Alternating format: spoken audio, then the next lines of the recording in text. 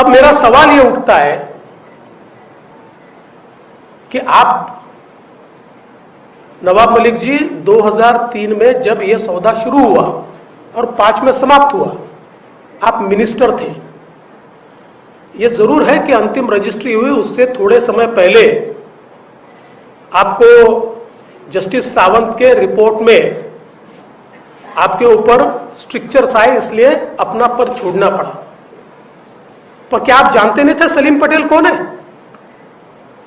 और सबसे बड़ी बात, मुंबई के गुनहगारों से आपने जमीन क्यों खरीदी?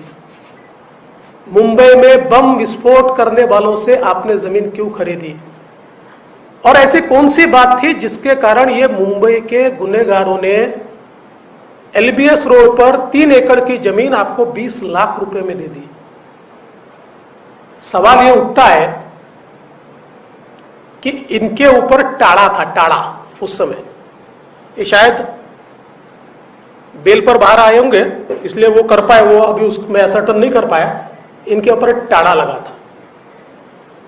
और टाड़ा का अगर आप कानून देखें तो टाड़ा के कानून में टाड़ा का जो आरोपी होता है या कन्विक्ट होता है उसकी सारी प्रॉपर्टी सरकार जब्त करती है।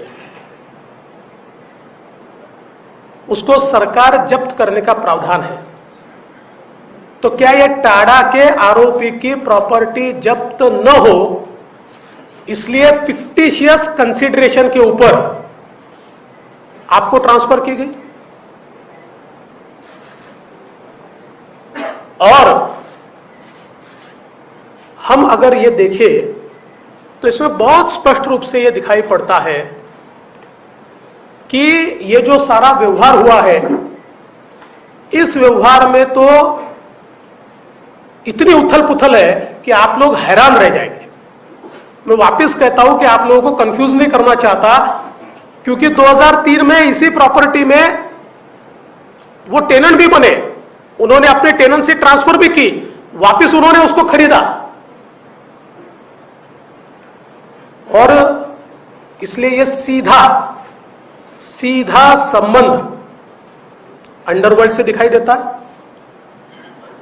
आपने अंडरवर्ल्ड से, और उसमें भी मुझे इस बात का दुख है, आप मुंबई की उस विभीषिका को याद कीजिए जिस समय मुंबई में बम विस्फोट में हमारे मुंबईकरों के चीथड़े उड़ते हुए हमने देखे। चीथड़े। आज तो सारी चीजें मैं बोलूंगा नहीं, लेकिन कल सुबह 10 बजे देवेंद्र जी का अंडरवर्ल्ड का क्या खेल है इस महाराष्ट्र में,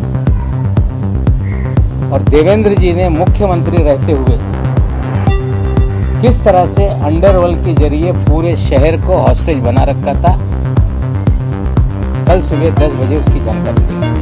आपको आज मैं कह रहा हूं कि सुबह 10 बजे आप कह रहे थे कि बम फोड़ देंगे। ये बम नहीं है, आपने आडंबर खड़ा किया।